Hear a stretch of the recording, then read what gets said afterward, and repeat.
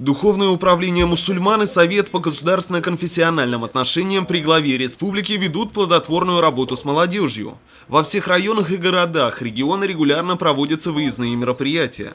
Соревнования по разным видам спорта, концерты, лекции, беседы, семинары. И какая бы ни была форма проведения данных мероприятий, цель у них одна. Наш молодежный форум, называемый «Мир без границ», направлен в первую очередь на оздоровление молодежи в сфере ЗОЖ, чтобы вели здоровый образ жизни.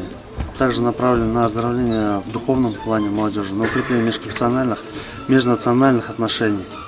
Так как, сами знаете, каждый день у нас по новостям говорят о каких-то межнациональных, межконфессиональных войнах, мы хотим, чтобы в нашей республике, Башкортостан и в Российской Федерации, чтобы такого не было, чтобы весь наш многонациональный народ жил дружно, в согласии, в мире, как и живут уже многие века.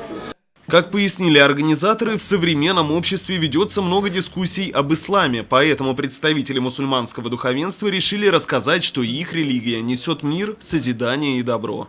Личным примером выступающие показали, что можно быть верующим, соблюдать все каноны ислама, не курить, не пить, заниматься спортом и достигать успехов в различных сферах жизни.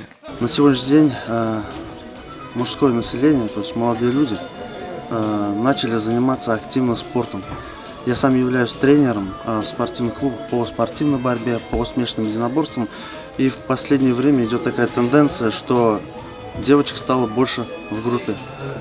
Это уже о чем-то говорит. И хотелось бы призвать особенно мужчин к боевым видам искусства, чтобы они занимались усердно. Это в первую очередь оздоровление.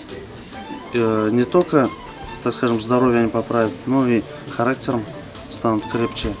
Представители духовного управления в непринужденной беседе показали студентам, насколько они открыты для молодежи, что они готовы помочь любому человеку, будь то духовный поиск, какие-то переживания и даже поиски работы.